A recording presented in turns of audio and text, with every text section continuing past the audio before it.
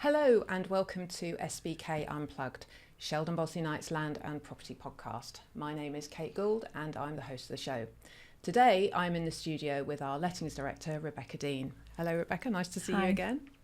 Before we get started, I'd just like to say a big thank you again to Mill Street for hosting us in their lovely studio. Thank you very much. So Becca, I just wanted to find out from you about the Landlord and Investor event that you had last week. Yes. The second one followed hot on the heels of the one in Stratford. And I just thought it would be an idea to find out a bit more about the kind of themes that came out, how landlords are feeling, you know, what were the big topics of conversation? Yeah, well, I mean, we were really excited about the Landlord Evening that we put on last week. It was in the Leicestershire area, so change of location from our first one. Not as successful in terms of attendance, I have to say, although the landlords that were in the room were very, very engaged, certainly interested in the content that we had available. We had some fantastic speakers there. We had a lettings market update that was delivered by two of our lettings managers, so Sophie from Market Harborough and Lauren from Loughborough, both presented for the first time and did a fantastic job. So that was just a bit of an update for landlords on, you know, the trends across the UK, how the Leicestershire lettings market is performing at the moment, you know, change in rents, the void periods and how those are looking. So that was really interesting. We also had a couple of external speakers. So we had Neil Allcroft with us from HBO, who delivered a full update for landlords on taxation and the changes that are coming there. We had Aidan Brown from Ernest Grant Mortgages, who delivered an update on financial services, and obviously with the news of the Renters' Rights Act and a confirmed date for implementation, there are changes then to the financial services sector that go hand in hand with that. So it was really, really interesting to get his update on things, and the advice and guidance that he gave to landlords was also fantastic. We also had one of our suppliers, one of our fantastic suppliers, I must say, Homelet, that we partnered with in 2024, who just delivered an update on the importance of tenant referencing and more the quality of. So with Homelet's referencing, I mean, we've talked about this in previous podcasts, but the way that Homelet reference tenants through their Vision Plus service is just a complete turnaround on how we're used to doing tenant referencing. And most importantly, they offer fraud checks, which also includes now a check of documents where they're able to detect any documents that may have been amended by a tenant, where a prospective tenant may have submitted a document to perhaps make things look a little bit better or different than they actually are, so that they would then pass the referencing and meet the referencing criteria. So it does pick up that as well, which is massively, massively important. It's just so easy now to be able to go online and obtain a document and amend it to say whatever you want it to say. So having that quality service from Homelet is fantastic. And I think it was great for landlords to hear directly from Homelet as well, the importance of that. And I think that gives landlords a little bit more of an insight as to why we've partnered with Homelet for that referencing. But also, hand in hand with that, then we get the rent guarantee. So an acceptable reference means the landlord does qualify to have the rent guarantee and legal expenses service that's offered through Sheldon Bosley Knight, but it is partnered with Homelet. So, you know, that rent guarantee, again, we've talked about it a lot. We'll continue to talk about it a lot, because with what's to come, we think this service is going to be more important than it ever has been before. I think it's already a massively important service, but with what is to come, with the change in notice periods, you know, Section 8 for rent arrears is currently a 14-day notice once the tenant's in 2 months of arrears. So that's going to go to 28 days notice once the tenant is in 3 months of arrears. So there is already a bigger loss to a landlord when it comes to getting vacant possession for rent arrears. So having that Homelet cover in place through our rent guarantee service is going to be massively important. And I think sometimes landlords might just need to hear it straight from that supplier directly. So whilst we constantly talk about it and we provide that information, to hear straight from the supplier what that looks like and how they are supporting our landlords, I think was really, really important and beneficial. And then, of course, it was myself delivering an update on the Renters' Rights Act, which we know was made law on the 27th of October. I think we expected to be kept in suspense a little bit longer than what we were, but 14th of November we were delivered the implementation dates, and phase 1 of that implementation period is the 1st of May 2026.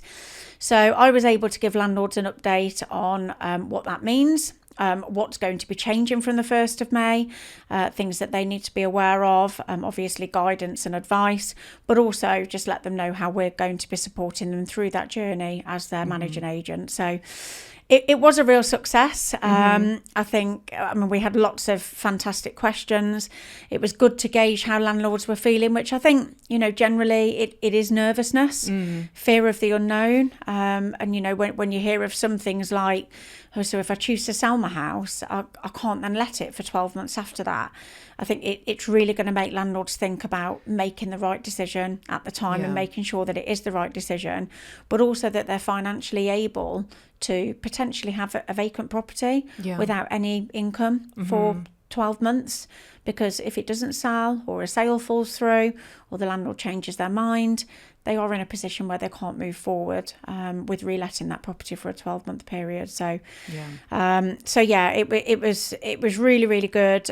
Lots of interesting questions. Hopefully, we managed to get rid of some of that nervousness. I feel like we did. I feel like the advice and guidance that we gave and the way the questions were answered was enough to make landlords go, okay, well, we just need to think about it this way then. And I did actually put a statement up at the end of my pitch, which was "Together we head through the storm." And I think a lot of landlords just sort of went, yeah, because property is still a great place to make an investment. And I think there will be landlords that will say, no, enough is enough now, and we're going to exit the market. But I think those longer term landlords and big investor clients will certainly be here for the longer term, and we will head through the storm, and there's always sunshine on the other side. So Absolutely. What were the kind of questions? Were there any sort of curveball questions, or was it generally about the implementation dates and what was going to happen? No, so interestingly, most of the nervousness was around pets. Oh, okay. So the right that tenants had to request a pet, and around that void period if a landlord decides to sell or move a relative into a property. So there didn't really seem to be too many questions around the abolishment of Section 21, the ban on fixed terms, which was quite interesting. There were a few questions around rent increases, and some landlords who have kept their rent the same for so many years because they've got a good tenant are now thinking, well, probably need to do something about this now, which is what we encourage anyway. But this is more the tenant fine landlords that were in the room, where they manage the portfolio themselves, that haven't actually taken that action. So there were questions around, should I be doing this now then to bring it up to market value? Can I do 2 increases? The answer to that is, well, both of those questions actually is yes. You should definitely be doing something about it now. And yes, you can still do 2 increases within kind of the next 6 to 12 month period, but from the 1st of May it will be 1 increase every 12 months. So lots of questions around that. I think we have unfortunately had some landlords who have had a bit of a bad experience with pets before, where a property has been destroyed and damaged by pets, and we know that it does happen. We know that that's not every pet, and we also know that that's sometimes down to the owner and how that pet's being looked after and trained, I guess. And in my head now, I've got a dog. It's not always a dog, but there is nervousness around that, especially for those landlords that have had a bit of a bad experience. So there were questions and also information shared around what that could potentially look like as a reason to decline, which we don't yet know fully, because we've not had the extent of kind of how that decision can be made, or what information you've got to rely upon for that decision to be made. But we know, if there's a lease on the property and the lease says that there's no pets, that's a reasonable reason for a landlord to say no to accepting a pet. We know that if the property is not suitable, that's another reason we can look at. But generally, if we're looking at a family home, we don't yet know what those other reasonable reasons would be for a landlord to decline. We will be encouraging that our tenants have contents insurance so that there is protection against that damage, but unfortunately we can't mandate that. It's not something we can enforce. We were hoping, obviously, that there was going to be an additional cover for landlords against a tenant's pet, but it doesn't look like that's going to be available. So we would just be encouraging that the deposit alternative is selected, and where possible, we can ask the tenants whether they will consider that as an option. Yeah. Again, we can't enforce it because it's a fee to the tenant. But if they were to take that, that would give the landlord, up to 10 weeks of protection, which would cover then any potential damages rather than the standard 5 weeks that you get from a traditional deposit. Mm-hmm. And then, the questions around the property being vacant for 12 months, I think that's just a general nervousness because there were some landlords in the room that have tried to sell a property before. They haven't been able to get a buyer. We had one landlord that came and spoke to me that has had a sale fall through. And then the property was empty for 7 months and they needed to move forward and put it back on the market. So again, there were questions around that, but obviously the response is that unfortunately, in accordance with that new legislation, they will not be able to relet. So I think the message there is just that if you are going to choose to sell or you need the property back for a relative, you need to make sure you can fulfill that 12-month period with when it comes to the costs. You need to make sure that the cost implications are not too heavy, I guess. Mm-hmm. And that by not having the rent coming in, you are in a position as a landlord to cover those costs for that full 12-month period, just in case that relative is only short term and nobody else moves in. Just in case you can't get a sale as quickly as you like, or a sale does fall through, because unfortunately it does happen. Yeah. So that's the best message and guidance that we can give on that, really, is that when you are thinking about selling, think about the costs and make sure that you're in a position to cover those for up to 12 months, just in case you're in a position where you don't get what you want out of that decision at the time. Yeah. Yeah. But it sounds like it was a very good event, really informative as usual. I know you and your teams have been working so hard to make sure that not only you are up to date, but also providing that information for our landlords. So we're so close to Christmas now. I can't imagine you've got anything planned for this year, but I'm sure that next year you're already working on what you can do for next year for our landlords. Yeah, absolutely. I mean, we've been continuously providing updates to our landlords this year, but we have only done 2 in-person events where we've been able to bring speakers in, give landlords information on different topics. We'll continue to keep landlords updated, of course, with what we know is coming and anything we know can support them at this time or in the near future. But in terms of in-person events, we will be committing to doing at least 1 in each region during 2026. We have had some requests from landlords to do 1 in a specific area. What we need to look at the moment is whether we would get the volume of landlords to be able to make that possible.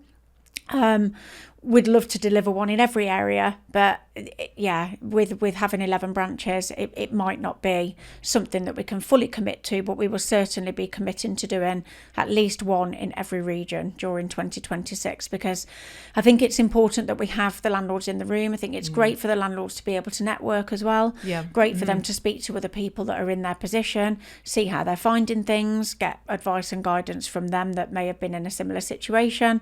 Obviously, great for us to meet those landlords, put a face to names, just build those relationships further, which is ultimately what it's about when we're providing that service to them, as well as, of course, providing the all-important updates that I think for every landlord that wants to stay in touch with the rental market and what's happening with their property, it's massively important information. So yes, we will continue to deliver on those, and we'll continue to do podcast, video content and updates in between. Brilliant. Well, thanks so much, Becca, for coming in and talking to me today.